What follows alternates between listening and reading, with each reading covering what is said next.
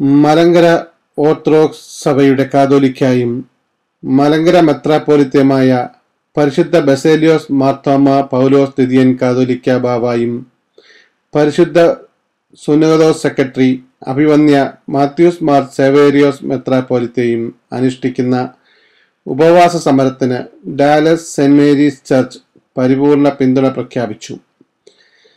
സഭയ്ക്ക് നീതി കിട്ടാനുള്ള ഈ സമാധാന സമരത്തിന് നേരെ മൗനം ദീക്ഷിക്കുന്ന കേരള സർക്കാരിൻ്റെ നടപടിക്ക് പ്രതിഷേധ പ്രമേയം അവതരിപ്പിച്ചു. കോടതി വിധി നടത്തിത്തരാനുള്ള സത്വരമായ നടപടികൾ കൈക്കൊള്ളണമെന്ന് കേരള മുഖ്യമന്ത്രിയോടും ഇന്ത്യൻ പ്രധാനമന്ത്രിയോടും അപേക്ഷയിലൂടെ ആവശ്യപ്പെട്ടു. പ്രമേയം: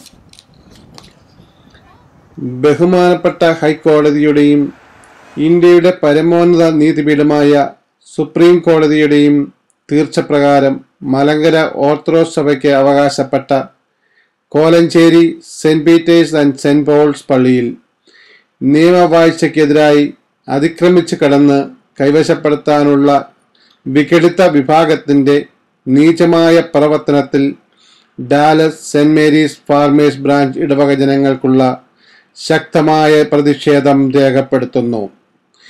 നീതി ലഭിക്കുന്നതിനു വേണ്ടി നിരാഹാര വ്രതം അനുഷ്ഠിക്കുന്ന മലങ്കര സഭയുടെ പരമാധ്യക്ഷൻ കാതോലിക്ക ബാവ തിരുമേനിക്കും സഭയുടെ മറ്റ് അഭിവന്യ മെത്രാപ്പോലിത്തമാർക്കും എല്ലാവിധ പിന്തുണയും പ്രാർത്ഥനയും ഇടവക രേഖപ്പെടുത്തുന്നു.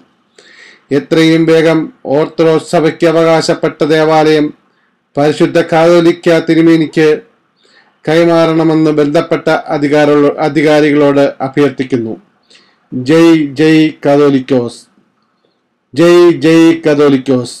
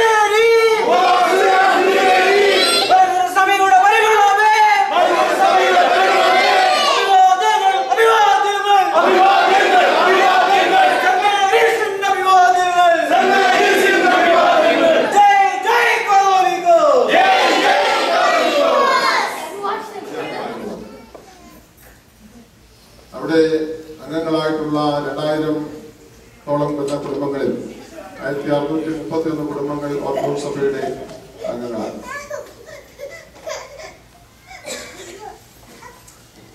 കഴിഞ്ഞ 2007 വിഘടിത വിഭാഗം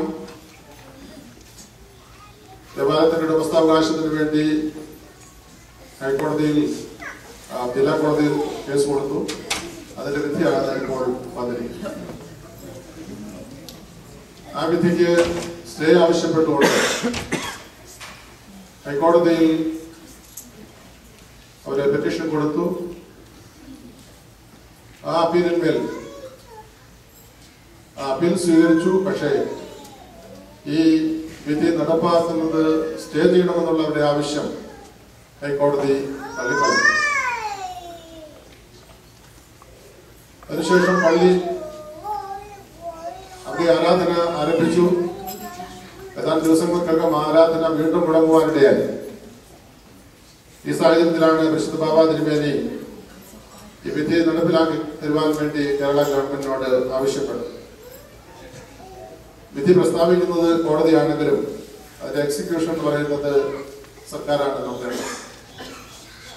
അതിന് വിസമ്മതിച്ചുകൊണ്ട് നിലകൊള്ളുന്ന ഒരു സർക്കാരാണ് ഇന്ന് കേരളത്തിലുള്ളത്. നമുക്കെല്ലാം അഭിമാനമാണ് ശ്രീ ഉമ്മൻചാണ്ടി സഭാംഗമായ ഒരു വ്യക്തി കേരളത്തിന്റെ മുഖ്യമന്ത്രിയായിരിക്കുന്നു. അതോടൊപ്പം സഭയ്ക്ക് യാതൊരു വിട്ടുവീഴ്ചയും അല്ലെങ്കിൽ യാതൊരുവിധ സൗജന്യവും നമ്മൾ ആവശ്യപ്പെടുന്നു.